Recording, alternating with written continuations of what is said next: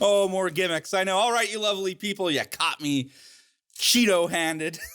Let's wrap up this module on divine command theory. I know you're hanging with me. I appreciate it. All right. So again, we've been talking divine command theory, the idea that what's moral and what's immoral is what's commanded by God. And now I think that we can start to see, if we step back and compare it to what we saw with moral relativism, we actually see some similarities. Again, it just starts from the basic idea that moral relativism says morality is relative to either culture or relative to your feelings, right? We've seen that a lot. I keep repeating it, but it's good to keep these ideas in this unit. And now with divine command theory, we see morality as being held relative to God's commands, whatever those may be. And now recall back in module, this was number 7, I believe, where I talked about how moral relativism closes off the conversation. Because there's no room for reasoned argumentation in these views. Because after all, how can I argue about how you feel? If you feel that way, then you feel that way. End of conversation. Similarly, how can I argue about what society permits? If society permits it, then society permits it. End of conversation. Now, the same thing happens with divine command theory. Divine command theory also closes off the conversation to reasoned argumentation. Because again, how can I argue with God's commands? If God commanded it, then God commanded it. End of conversation. But also recall that moral relativism has the problem of not being able to make sense of our disagreements or how we should resolve those disagreements. Our cultures disagree, or we feel differently. And remember, that's Rosie the relativist comes in and says, you're both right. That doesn't help us. So moral relativism doesn't help us resolve our disagreements. It doesn't tell us what we should do if we're both right. What does that even mean in this sense? And so I mentioned violent conflict seems inevitable then. Whether it's violent conflict between cultures or violent conflict just between different individuals who feel differently about things. And so now you can probably guess where I'm going with this, especially if you've read any European history, that when it comes to divine command theory, different religions, different sects, there's a T there, different religions will believe that God commands different things. And divine command theory tells us nothing about how to resolve that. And so once again, perhaps even more so than the relativisms, because now we're talking about God and something powerful, or perceived as such by the faithful for sure. And so once again, violent conflict seems inevitable when people disagree over what it is that God commands. And that happens with wars of religion. And yeah, study your European history and you'll see it's just Protestants killing Catholics, Catholics killing Protestants. They all kill the Jews and the Muslims, and it just never ends, right?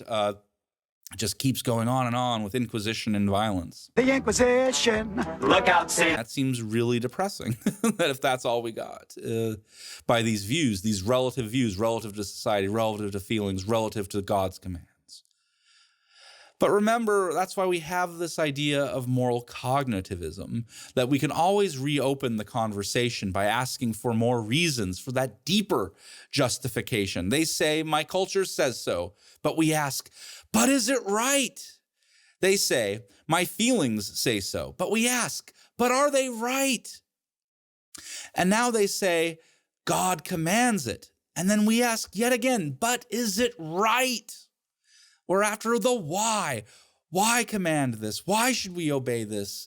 Could we be wrong about what's going on here? Because look, if God is commanding you to kill all doctors who provide abortions, we really need to have a little chat. That's putting it lightly, probably. We probably need to get you a therapist. I'm always going back to therapy. It's getting late here. It's dark. It's the first time I've recorded at night, so I'm a little loopy. No. If God's commanding you to do violence to others, we have to sit down and think, but is it right? Have we made a mistake somewhere here? Let's think about the reasons here. So we need to know, by asking for these reasons, again, culture says so, or your feelings say so, or you think God says so. We want to know, but is it right? What is it that makes something right or wrong? What's the argument? What are the reasons? And that's, of course, going to be something independent of what you think God commands. Because you could always ask, maybe I'm wrong about this, and maybe I'm the crazy one, and it's not God commanding this at all. And that vision I had about God coming to my bedroom at night, really, you should lock your doors. Strange men just come in and tell you to kill the one you love. That's pretty messed up. No, that's what you would think, right? There's no way that God would command me to do this. But keep in mind, those are stories in the Bible, and we're going to talk about one of those stories next module. But I always get ahead of myself. Let's just go back to the Euthyphro and wrap this up. Because in the end of the section I gave you, Euthyphro blames Euthyphro is, I guess, being polite about it, but he does blame Socrates for Euthyphro's arguments never seeming to work. He says, it's Socrates' fault that the arguments keep walking away.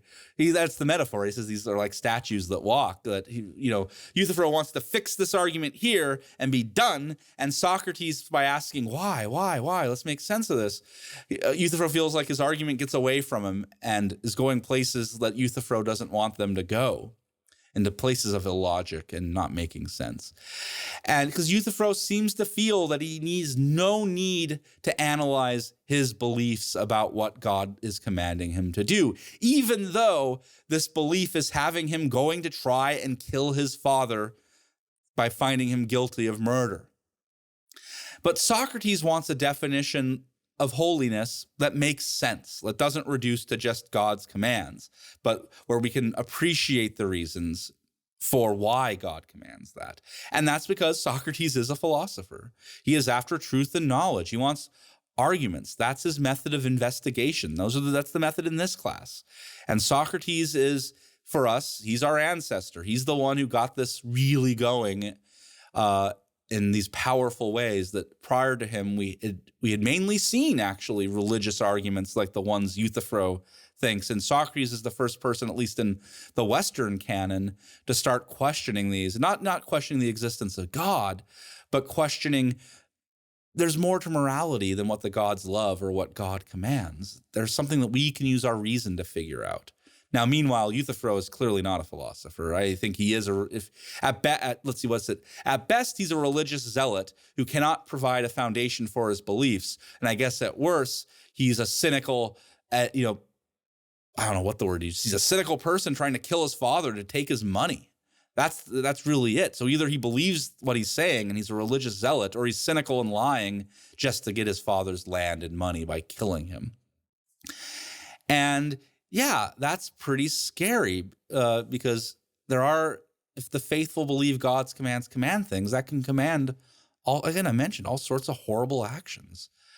So that's where we're kind of stuck at with divine command theory. But I will say, let's not forget the appeal that it has, divine command theory has, at least. Why was it so popular with the faithful, or why is it? And it is the idea that God is the source for everything, including morality. And so perhaps, maybe not, but at least it's worth thinking about, perhaps there is a way to retain that idea while not slipping into problems of arbitrariness and all the rest that divine command theory has. Can we have God be omnipotent, but morality not be arbitrary? And that's actually going to be the topic of our next module. It's a great little reading. This might be a tricky reading, so be patient with it. But man, the next reading, the next module, he does try to solve this problem. We'll see if you're convinced by it or not, but he takes it very seriously. But we're getting way ahead of ourselves. It's fun. I love this part of the course. It's just these questions are just great. But I know what you want. You want to get rid of some arm flab. Oh, have I done this arm recently? Oh, pat yourself on the back.